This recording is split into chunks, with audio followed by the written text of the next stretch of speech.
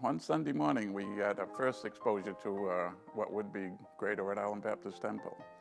And we were at the Sunday morning service at the North Situate Baptist Church, where we had been attending. And there was a new couple visiting. When they were introduced, it was Thomas and Virginia Crichton. This is probably early 1979, and we used to get the Observer newspaper, and there was an article that was always in there by a Pastor Crichton, and we would read it, and we were looking for a church that happened, and we contacted the number that was given, and Pastor came to our home, and basically that's how we got started coming to GRIBT. We hit the ground running. I just felt that, you know, a good parent takes the kid to church, and this is what you got to do. It didn't bother to me that I didn't really want to go, but I just took my kids. So I never expected what I heard. I went to the Pied Piper, and I thought, this is different. And then Pastor Crichton came, visited us, things, and finally I was saved. Back in 1982, my then-to-be wife, who I met at work, invited me here.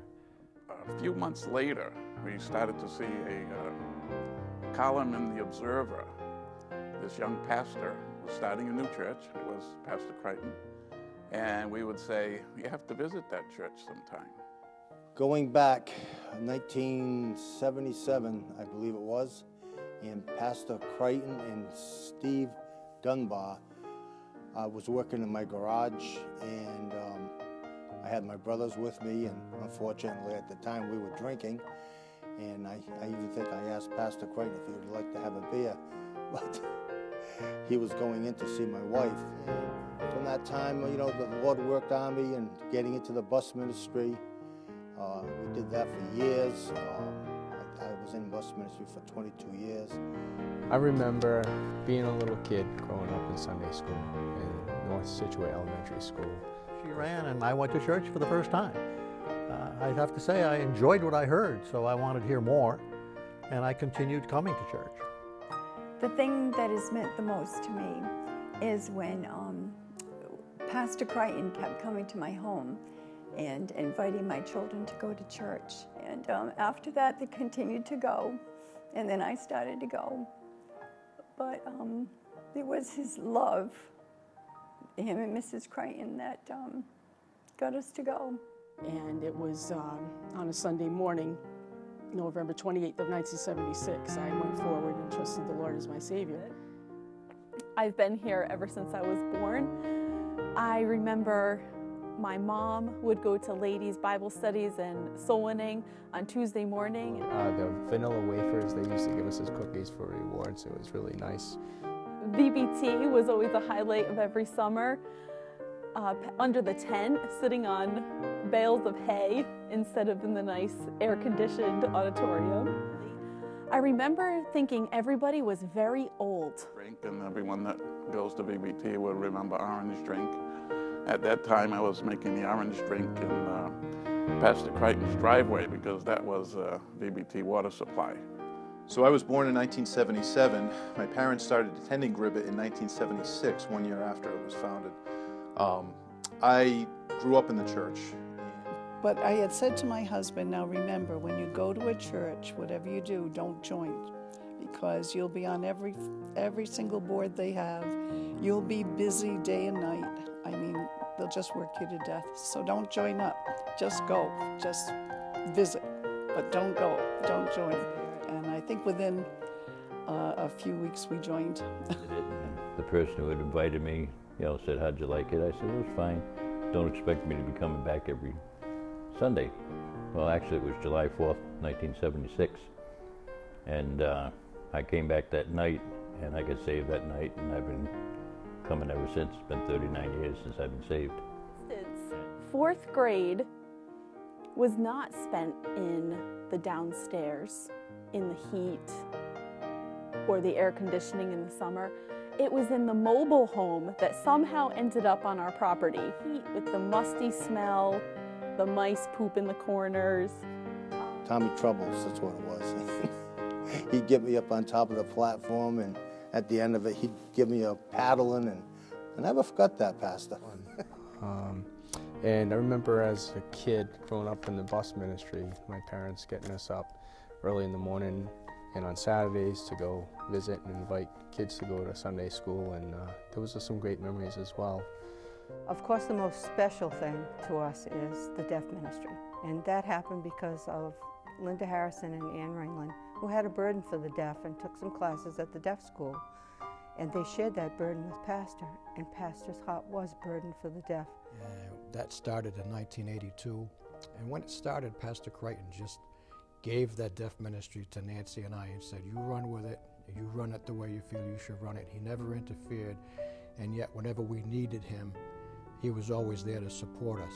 His concern was that the deaf got to understand and hear and see everything that was going on through the interpreters, and I'll never forget that. And we went to this island in the middle of Waterman Lake, and we hung out, and it was so odd for me to see Pastor hanging out in the woods and, you know, One of my fondest memories of Greater Rowan Baptist Temple was back in the late 70s. Of course, this building was not here, and a bunch of men would get together on Saturday nights, and we would travel up a dirt road that led to what is now a parking lot, and there was this huge tree that we would gather under, and we would pray for a building that we couldn't even see in our own minds. This building we're sitting in here today was built for the most part by the people in the church. And I remember working hand in hand with people like Rainey Soroy and Don Paquette and many others. You know, it was a great time of camaraderie when we built the church. I was baptized in Waterman Lake, and I remember Pastor doing, before we had a baptismal, baptizing people in the lake. The biggest ministries then, in the big tent with 700, 750 people.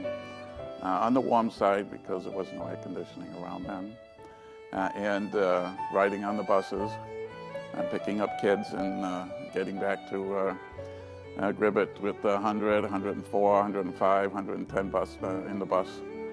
You should see them. I mean, they were like 4 or 5 to a seat.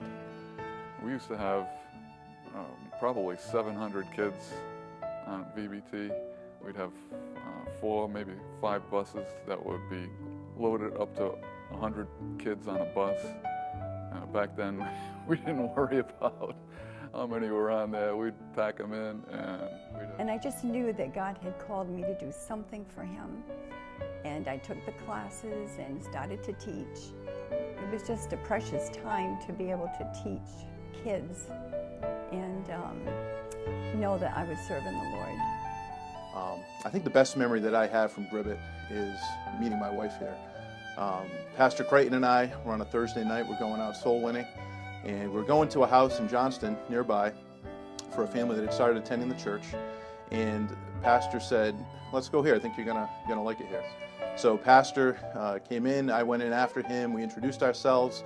We talked. I met Cheryl, and afterwards, you know, Pastor, we walked out the door. He said, "So what do you think? Did you like her?" So I remember standing out in the hallway before we got married, and Pastor Crichton leaning over my shoulder and saying, "Nate, I think I'm going to mention during the ceremony that I deserve a finder's fee for fixing you 2 guys up." So he, you know, has had a major impact in my life. I thank God for him. When Pastor and I used to go out bus calling on Saturday, we had a house on Burdoyne Street. There was always a big dog that always tried to get through the door at the cellar every time he came there. One day we go there together, and he opens the door and he shuts it real quick. And I says, "What's the matter?" He says, "The cellar door's open." He says, "Where's the dog?" And I grabbed him by the ankle and I went, "Arr!" And he came off the floor about this high. Because this church has always had consistent godly principles based on biblical practices that we've been taught, and that hasn't wavered at all, and it's important to me to bring up my family in the same way. And here we are today, and our family is serving the Lord. Everybody in our family is serving the Lord in this church. We have our grandchildren. Many of the children in the family, the church family, and naturally we're all in the same class. And now as I look around in church,